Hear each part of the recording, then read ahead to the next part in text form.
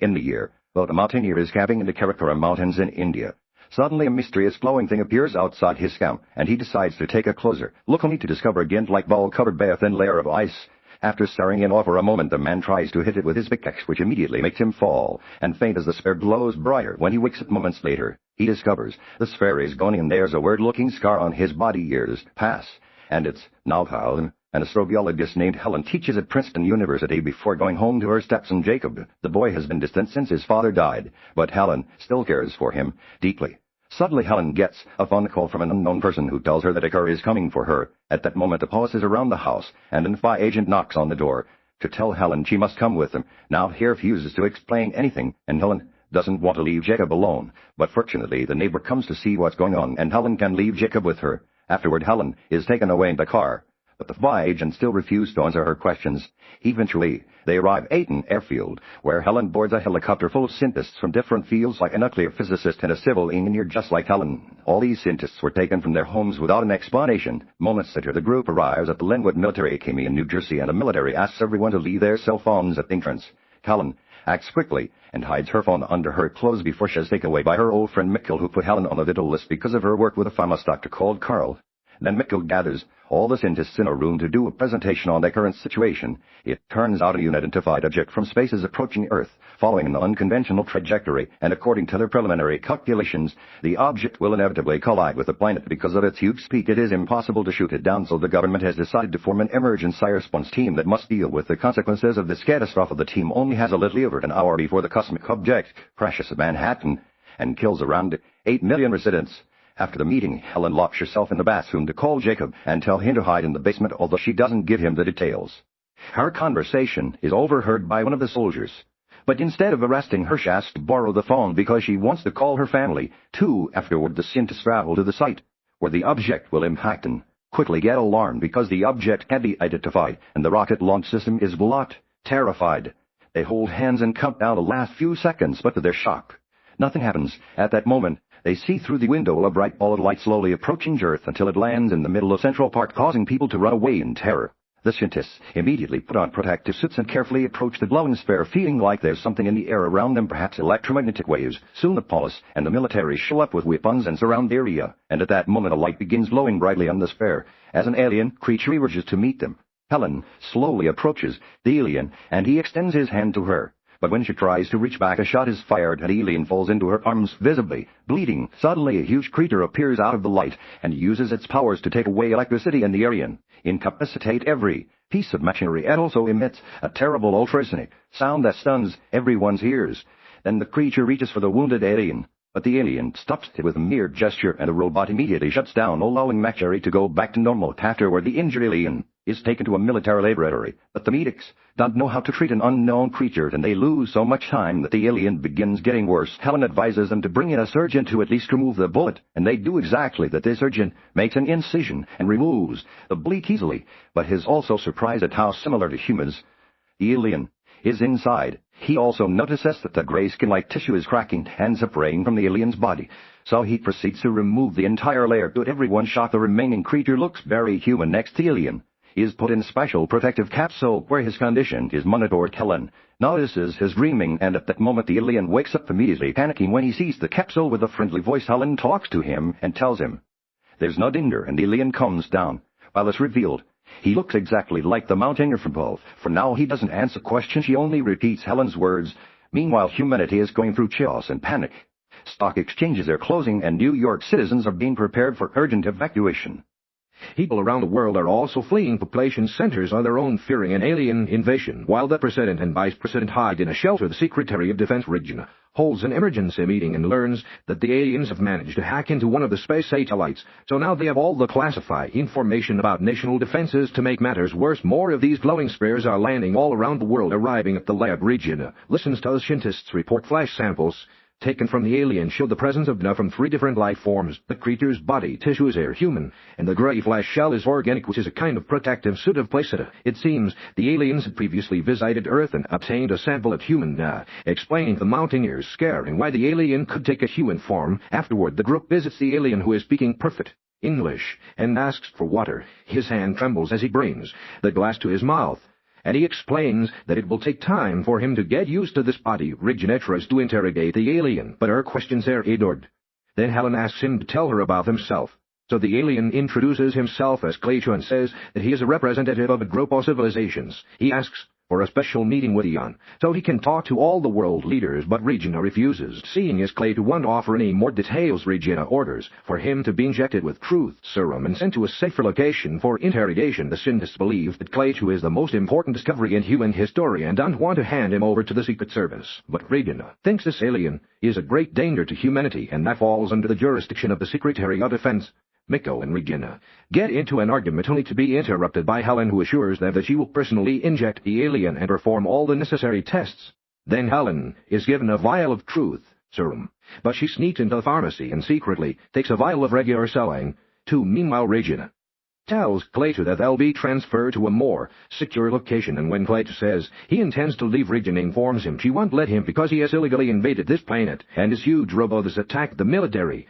Klaatu points out that the biorobot is only activated in the presence of violence, but Regina ignores that detail and orders Helen to administer the injection. Helen gives him the saline instead of the serum as she whispers to him that he must run afterward. Helen is immediately taken away, and Klaatu is tied to a chair before he is taken to a room with a lie detector where an agent asks him a series of control questions and monitors his readings. On a monitor, Klaatu only offers a few vague answers before he uses his power to reprogram the lie detector and electrocute the agent. Then Klaatu takes control of the man's mind and asks him how to get out of the military base. He also orders him to give him the suit. Next, Klaatu uses his powers to take control of the security cameras and learns the location of all the guards. So he can summon them all with ultrasound. An alarm goes off, but as everyone panics and runs around, Klaatu leaves the building quietly. In the middle of the chaos, Helen steals a sample of the alien's flesh, and Regina orders the use of all available resources to capture the fugitive. Eventually, Klaatu arrives at the train station where there is also complete chaos because of all the cancelled departures. Because his body is part human, Klaatu feels hunger, so he uses his powers to get a free sandwich from a vending machine while the kid watches in awe. Klaatu uses this chance to watch how society behaves, noticing how aggressive everyone is getting over having to wait. Suddenly becomes ill and rushes to the bathroom where he notices that he's bleeding and promptly passes out. Seconds later, Helen gets a call at her house telling her a patient is asking for her at the station. Realizing that it must be the alien, Helen immediately drives to the station and picks him up. Then she takes Klaatu to her car where he meets Jacob, who is behaving rather rudely. Klaatu asks Helen to give him a sample of the gray tissue that was removed from him and uses it to dab on his wound, instantly healing it. Meanwhile, the American military attempts to attack the biorobot, which detects the approaching danger and immediately activates. Thanks to its powers, it's easy for it to gain control of all military equipment and destroys it in seconds. All attempts to attack the alien fail, leaving the military leaders without knowing what to do. Back to Helen, she drives down the specific route that Klaatu asks her to follow. Jacob notices all is trying to leave the city and expresses his hate for aliens, saying they should be destroyed and that his father would have fought them if he had been alive. Eventually, the trio arrives at their destination, and while Jacob goes to the bathroom, Klaatu asks Helen about his family. It turns out that the boy's father was a military engineer and his mother passed away in childbirth. Helen married Jacob's father, but he also died, and now Jacob is under her care. Next, the trio enters a fast food restaurant, and Klaatu meets with Maru, who is also an alien that took a human form and was sent to Earth 70 years ago to study humanity. Maru explains, has found humans to be destructive, stubborn, and unwilling to change. In Klaatu agrees, so he tells Maru to leave because he'll proceed with the operation. However, Maru intends to stay on Earth, because during his research, he saw the bad, but also the good, and now he has a family of his own, so he wants to spend his last moments with them. In the meantime, the military installs super strong protective panels around the inactive biorobot, hoping this way they can block its powers. Their emergency hotline is drowning with hundreds of calls from people who have seen Klaatu. So the alien is officially presented as a fugitive criminal. Back to the trio. They are now heading for New Jersey. When they arrive in the woods, Klaatu asks to stop the car and leaves, so Helen tells Jacob to wait while she follows him. As she enters the woods, a swarm of weird insects flies past her, and she follows them to a lake where Klaatu is looking at the water. Suddenly, another glowing orb emerges from the lake, and Klaatu initiates the emergent spectacle, which activates every single alien sphere that has landed all over the planet. The shocked Helen returns to the current. Jacob can sense something wrong. He fears that Helen will marry Klaatu, and he'll take his father's place, but he doesn't hear Helen when she denies it, and he runs into the woods.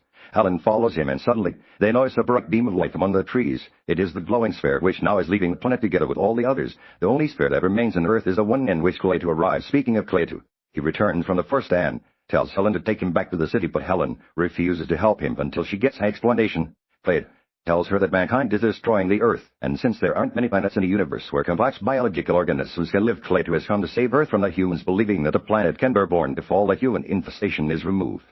Helen is appalled and tries to convince Klaatu that humans can change, so they should get another chance. But Klaatu doesn't believe her because they've been watching humanity for years, and change never came. Now the situation has reached a tipping point. Besides, the process has already begun and nothing can be changed. At that moment a policeman drives by and stops. As soon as he recognizes wanted man, he pulls a gun out and tells them to surrender, causing Jacob to ask Klaatu not to hurt the cop. However, Klaatu says that his pain will be short, and with a flick of his hand he pushes Helen's car at the policeman, crushing him. Jacob freaks out, but Klaatu quickly connects his powers to the car and revives the cop using the vehicle's energy as a defibrillator. Klaatu explains that he didn't intend to harm the guy, he just wanted to remove a temporary obstacle. Helen is still convinced that Klaatu can stop everything if he wants to, so she proposes to take Klaatu to a man who will change his mind. Meanwhile, the Secret Services are researching the various spares that left Earth.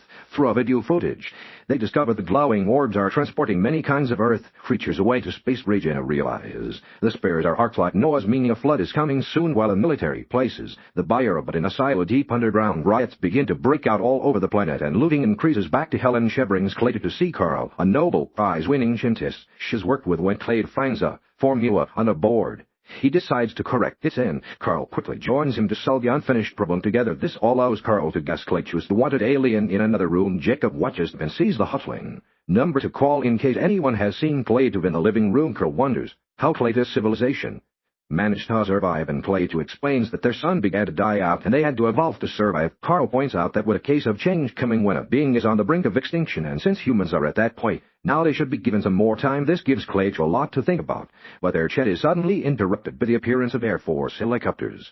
Klaatu and Jacob leave Carl's house in a hurry, and on their way out Carl tells Helen to change the alien's mind not by argument, but by action.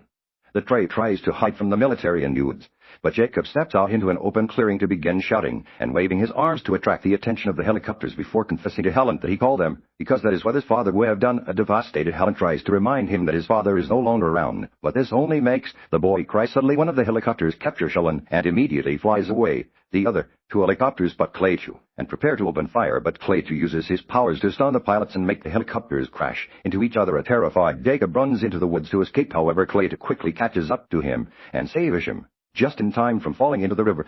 Klaatu convinces the kid to follow him. Moments later, Helen meets with Regina and asks her to let her go, explaining that Klaatu listens to her and only she can stop him, but Regina refuses. Meanwhile, the special forces are experimenting on the Gint bio-robot at the military base. They pierce its armor only for the diamond drill to break, while the technician grabs another one inside the cracks of the broken drill. There are word insects multiplying at an insane rate and eating the drill. Suddenly the Gint robot begins to disintegrate into tiny little particles, which turn out to be but like nanorobots that instantly begin devouring everything around them. As the windows crack, some of the men want to escape, but the base has been sealed, and now they can only wait. Soon everyone is turned to dust as the base is completely destroyed. The military reports back to Regina about the situation, explaining that the nanorobots are impossible to destroy. The missiles launched at them only increase the number of the alien boats, and now that they've broken out, they have formed a huge cloud that moves in all directions and destroys everything in its path. Even the huge stadium turns to dust in seconds when the boats reach it. Finally realizing there's nothing they can do, Regina releases Helen so she can talk to Klaatu, and Michael will be going with her. In the force, Klaatu brings Jacob to a woodsman's cabin and lets him call Helen's cell phone. Once they've agreed on a safe place to meet, Jacob and Klaatu start making their way out, and Jacob admits that he no longer wants Klaatu dead. This makes Klaatu question his beliefs about the nature of humanity. Moments later they arrive at the cemetery, where Jacob's father is buried, and he desperately asks Klaatu to use his resurrecting power, as he did earlier with the patrolman. However, Klaatu's powers have a limit, and there's nothing he can do for a rotten body. Furious Jacob tells Klaatu to leave, but at that moment Helen shows up and runs to the boy to hold him tightly, trying to comfort him. Jacob finally comes to terms with his father's death, and he and Helen apologize to each other for their recent behavior, agreeing to be a proper family from now on. Seeing such an emotional moment convinces Klaatu that humanity has a positive side and that humans deserve another chance to do so. They need to change themselves and their way of life, and when Helen promises they will, Klaatu watches the nanorobots, and as he'll try to stop them, the cloud of nanorobots is quickly taking over New York City and eating up everything in their path.